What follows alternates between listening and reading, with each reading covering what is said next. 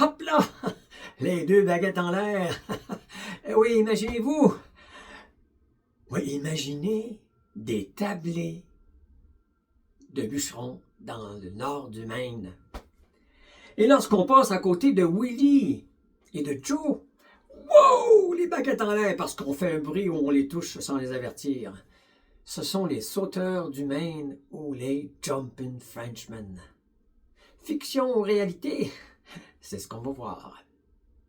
Eh bien, je vous parle aujourd'hui de ce phénomène qu'on a appelé les Jumping Frenchmen ou les sauteurs du Maine. Bien, je vous dis de quoi il s'agit, de quoi il en retourne et qu'est-ce qu'il y en est aujourd'hui. Bien, de quoi s'agit-il? Eh bien, dans la fin du 19e siècle, dans les années 1880, des Québécois du Bas-Saint-Laurent, des Québécois de la Beauce même, des Acadiens du nord-ouest du Nouveau-Brunswick, de Madawaska par exemple, se retrouvent dans le Maine, dans les camps de bûcherons. Et là, les Américains remarquent qu'il y a certains, à l'époque, Canadiens-Français ou d'Acadiens, lorsqu'on les taquine, qu'on les touche, qu'on fait du bruit, ouf! Les baguettes en l'air et tout en vol. Mais il faut dire que les bûcherons, au repas du soir, ont le goût de loisir, de plaisir et de rire. Et là, Joe et Willie, Joe, lui, il vient du Bas-Saint-Laurent. Willie, il vient du Madawaska. Et ils deviennent les cibles préférées des bûcherons américains. Et là, on s'amuse, et là, on se tord de rire. Mais c'est moins drôle pour Joe et Willie. À un moment donné, ça devient assez dérangeant. Même parfois effrayant, dangereux. Moi, imaginez qu'on fait la même chose alors qu'ils ont une hache, une scie, un couteau dans les mains. Ah! Danger de blessure pour soi, danger de blessure pour les autres. C'est qu'à un moment donné, il y a un médecin qui passe. Il y a le médecin, il y a quelque chose là. Et c'est lui qui va faire venir un neurologue américain qui s'appelle George Bird, B-E-R-D. Ce neurologue est intrigué par la chose parce que notamment parmi les signes extérieurs, on peut les surprendre en leur donnant un ordre. Jette-toi en bas jette-toi en bas du toit, jette-toi par terre. Et là, on obéit aveuglément. Sans compter les réactions exagérées dont je vous parlais il y a un instant. Alors, Bird, le neurologue, il vient documenter le sujet. Il prend des notes. Et puis, il écrit un article dans le New England Neural Journal dans les années 1880. Puis, il arrive que cet article-là fait écho à Paris. Et puis, à Paris, c'est l'hôpital, la Salpêtrière, d'un hôpital très renommé et réputé. Et non moins réputé, le neurologue, probablement un des premiers neurologues modernes, Charcot, qui reçoit le dossier. Et bien, il se tourne vers un de ses assistants, Jean de la Tourette. Jean de la Tourette, je ne sais pas si ça vous dit quelque chose, le syndrome de la Tourette. Des tics, des gestuels, des jurons. Jean de la Tourette conclut que les cousins de l'autre côté de l'Atlantique, c'est probablement du pareil au même. Mais on réalise en fin de compte que c'est pas la même chose, c'est différent. Alors, mais je reviens, on est au camp de bûcherons. Ben, Joe et Willie, c'est sûr que ils sont un peu tannés de se faire toucher et de faire sauter parce que c'est dur, ça crée une tension physique, une tension émotionnelle. À un moment donné, ils reviennent chez eux, à la maison, avec leurs femmes, leurs enfants. Et puis là, au moins, avec la famille, les amis, les connaissances, eh bien, par amour, amitié, par délicatesse, par respect, on les laisse tranquilles, hein? On ne va pas les exciter nécessairement comme on le faisait dans les camps de bûcherons. Ils ont davantage de peine, mais le phénomène demeure. assez bizarrement, moi je me suis intéressé à la chose.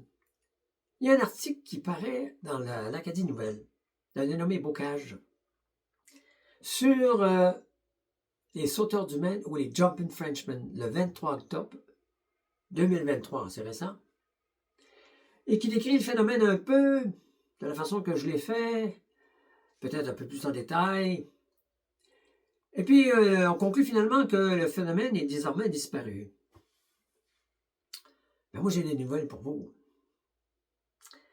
Moi, je connais quelqu'un qui semble avoir cette particularité. Peut-être même deux. Et notamment, un de ces deux-là, un jour, une nuit en particulier, remarque que son bras paralyse. Son bras gauche devient paralysé. Alors il le masse pendant 1 heure, 2 heures, jusqu'à ce que, bon, le bras reprenne vie. Et puis à un moment donné, c'est son fils qui lui dit, un de ses fils qui lui dit, écoute, il faudrait peut-être que tu consultes. Hein? Et là, il consulte, et apparemment que c'est un AVC. Alors, il aboutit finalement chez un neurologue, lui aussi. On parle d'un événement tout à fait récent, là. Et le neurologue fait passer tous les tests. Et il conclut, oui, probablement un AVC. Et puis là, il fait passer des tests, puis notamment le fameux test classique du réflexe du genou. Alors, il dit à son patient, ben, écoute, assieds-toi, là, il dégage les pieds du sol, puis là, il touche le genou gauche. Mais là, le genou gauche, c'est sûr qu'il lève, mais pas seulement le genou gauche, le genou droit, puis les baguettes. Alors, le neurologue, il la regarde, il fixe dans les yeux, et il dit, mais Dieu du ciel, vous êtes un jumping Frenchman? Mais là, le patient, il ne sait pas de quoi il parle. Puis là, c'est là qu'il l'explique. Tout ce dont je viens de vous parler, le neurologue, lui, ben, il connaît ça. Et c'est ainsi que cet individu apprend la chose. Et ce même individu parle à son frère jumeau, qui lui dit qu'il y avait ces mêmes sensibilités, ces mêmes réactions exagérées. Ben, peut-être que vous voulez avoir une preuve. Ben oui, la preuve, c'est que mon bras gauche, jadis paralysé, est tout à fait normal. Eh oui, je me souviens, jeune adulte, on regardait des films d'action, parfois des films d'horreur avec les enfants. Non, pas vraiment d'horreur, mais d'action, entre autres. Alors, j'avais sur moi au moins 2 enfants, puis à chaque fois qu'il se passait quelque chose d'un peu surprenant, les enfants se retrouvaient sur le plancher. Comme quoi, l'article du 23 octobre 2023, que le phénomène est totalement disparu. Peut-être pas. Non, peut-être pas. Parce qu'il en résiste encore, il existe encore. Enfin, 2 membres au moins de ma famille.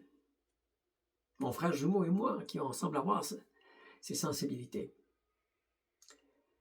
Cette histoire m'amène peut-être une morale, une leçon de vie en disant que nous avons tous nos particularités, nos caractéristiques, nos singularités et même nos sensibilités.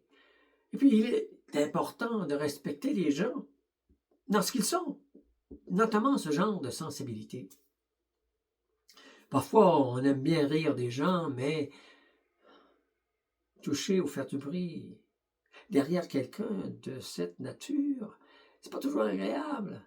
Alors moi, je pense qu'on devrait avoir comme règle de vie de respecter les gens tels qu'ils sont, avec leurs caractéristiques, leurs particularités, leurs singularités et leur sensibilité.